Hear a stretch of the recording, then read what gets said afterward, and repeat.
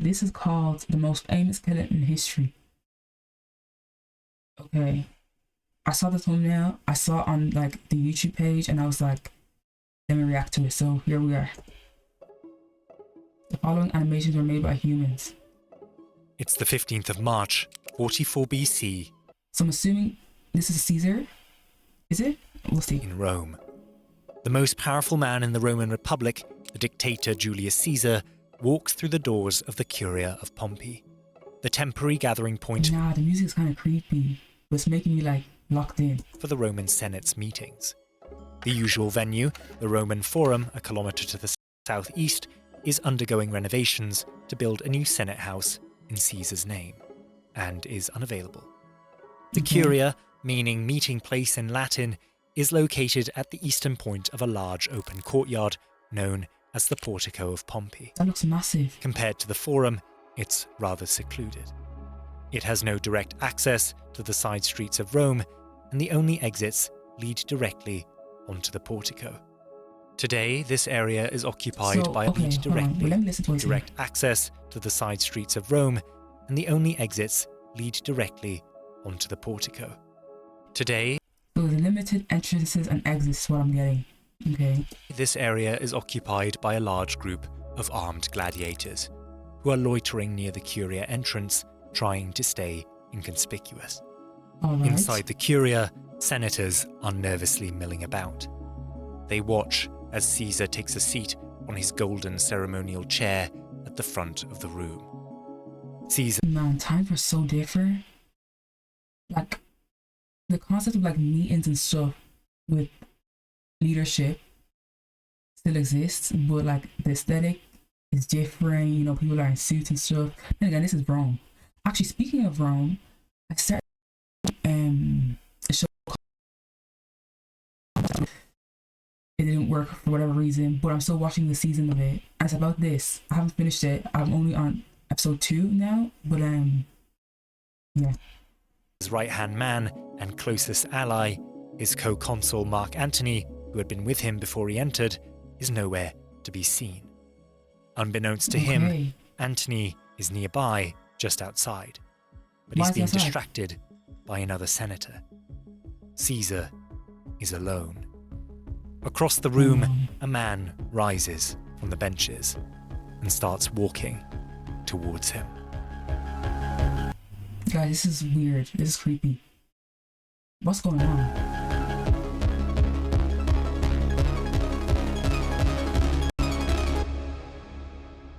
Oh.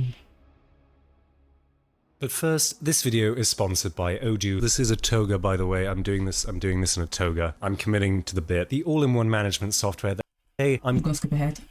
And features, I think, sell are using Odoo's customization or pin. To understand Caesar's death, we have to understand how he got here. In the eyes of Rome's political elite, Caesar had grown too powerful. Over the course of an almost 40-year career, he... So, do they not like him because of too powerful? What does that mean? Is there jealousy involved? Is there envy involved? What were like the laws? What was the issue? Let's reached Rome's highest public office, consul. He conquered all of modern-day France and Belgium and parts of Switzerland, Germany, and the Netherlands. By all accounts, he was a military genius, and charismatic too. His armies, comprised of Roman legions, became loyal to him and only him. His many victories with them made him fabulously wealthy. Finally, he had a habit of pandering to... I wonder how much was wealthy. Like, what was the currency and like... Yeah, how much is wealthy them times? The masses, opposing unpopular policies and presenting himself as a man of the people. He became very popular. Perhaps too popular. In 49 BC, fearing Caesar was becoming larger than Rome, the Senate, alongside his chief rival, Pompey the Great, moved against him. They attempted to recall him from his campaign in Gaul and strip him of his... So was Pompey located elsewhere in Rome, or like how did they become rivals? Military command. A command which gave him legal immunity under Roman law. Sensing that his enemies wished to prosecute him and curb his power on his return to the city, Caesar made a fateful decision. With a legion of soldiers in tow, he crossed the Rubicon River in northern Italy. The river marked the border between the Roman heartland and its other provinces, and by Roman law, all returning generals had to disband their armies and lay down their arms before crossing it, as to avoid internal conflicts. So you mean to tell me that he crossed this river, and then what happened? By deliberately ignoring this, Caesar started a civil war, one that would last 4 years and span the entire Republic. Can I just say, W animation? Who did the animation? Is it the person talking, or who did this? This is good animation. In March of 45 BC, he would win that civil war, having defeated Pompey the Great, the only man that could rival him in influence and wealth. This made him the undisputed most powerful man in Rome. No way. The Senate, an institution that once sought to reduce his power and influence, elected him to the consulship a further 3 times. And finally, in February of 44 BC, granted him the title. What's the max number of times someone can be consul? Is it just over and over again? Or just like how many times? Title of dictator for life. Also just give him a permanent position. For a time before the foundation of the Roman Republic, Rome had been ruled by kings. Tyrannical, cruel kings. When the last monarch, Tarquin the Proud, was overthrown around 509 BC, the Roman people, particularly the conservative aristocracy that would end up forming most of the Senate, vowed that no king should rule Rome again.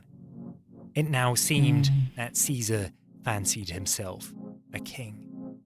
He began wearing opulent royal garbs and constructing statues of himself in public. I'm not gonna lie, the fashion of that time, like the attire, is so interesting. It's just, the details are just something, like they're different, real interesting. His allies called for extravagant celebrations in his honor and proposed and later succeeded in changing the month of Quintilis, the month he was born, to Julius. He installed in the Senate a gold... So they call their months different things. I'll have to Google what like the other names of the months were. Hey. Golden chair designed specifically for him, the chair upon which he sits today.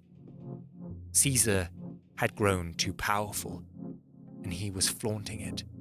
He threatened the continued existence... Wow, look at these guys, and they didn't like it. And he's unaware. Now you have to check your surroundings. Flip. ...of the Republic. If defeating him on the battlefield was impossible, his foes would have to find another way to bring him down.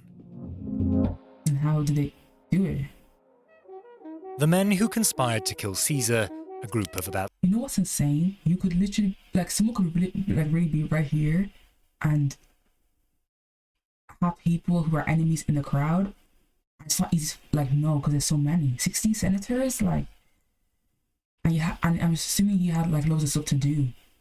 Maybe they did too, but like, this is crazy. 60 are diverse in their backgrounds. A few are former allies who felt their loyalty to him had not been sufficiently rewarded. Some are remnants of the Pompeian faction, the group that fought Caesar during the Civil War under Pompey the Great. A group he, perhaps foolishly, pardoned. A handful simply oppose his accumulation of power out of principle. Fear. So you mean to tell me there's multiple groups of people that don't like him for separate reasons, and there's no way he didn't know? Who were his allies? Well, I'm assuming he thought these were their allies. Oh my gosh, this is a bit confusing. Okay, let me dock in. He would destroy the state's republican values. Most, however, are members of the conservative aristocracy, who profit greatly from Rome's republican form of government as they monopolize the Senate and thus oppose Caesar's centralization of power. Animation, though. These men had been meeting in secret for months to hatch a plan to kill him. They considered assassinating him in public. Hold on a second.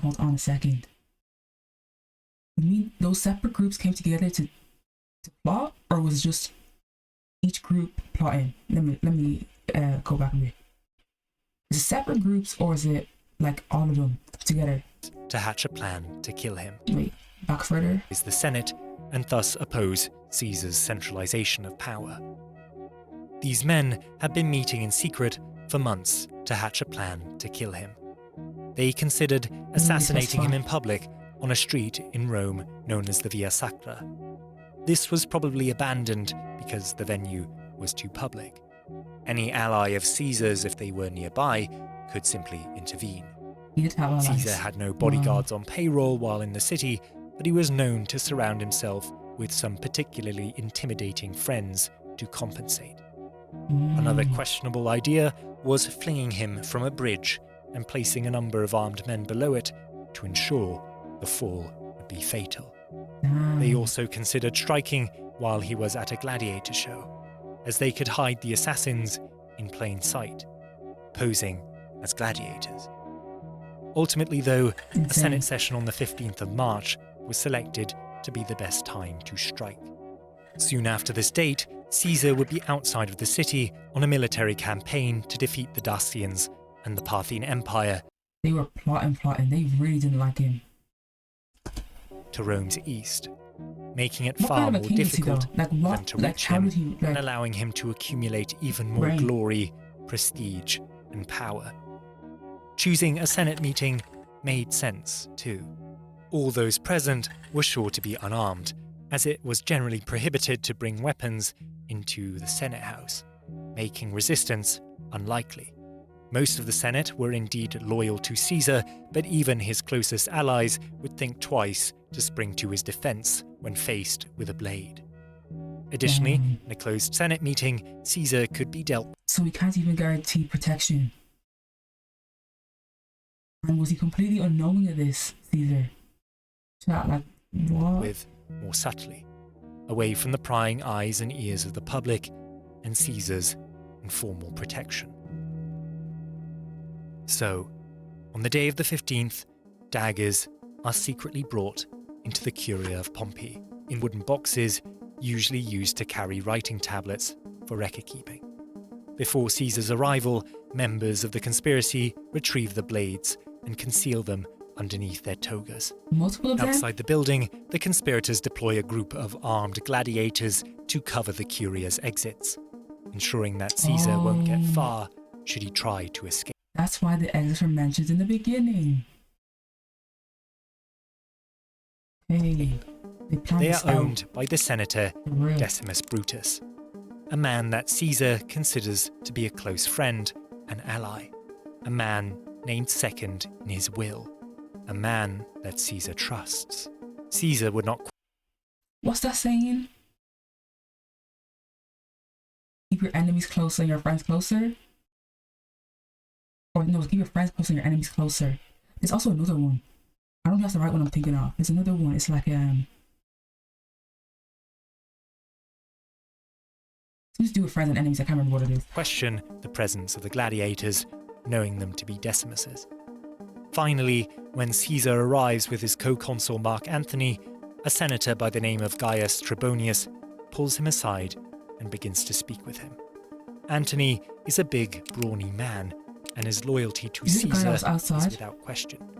The conspiracy thought it wise to take him out of the equation and ensure he did not intervene in Caesar's defense. Though the conspirators originally considered murdering the both of them together, they thought the optics of killing Caesar alone. They were going to take out Antony too, because he was loyal to Caesar. Nah, it's a lot going on. Would be better. It would appear like the just killing of a tyrant, and not an arbitrary massacre. The stage is now set. All that remains is for the signal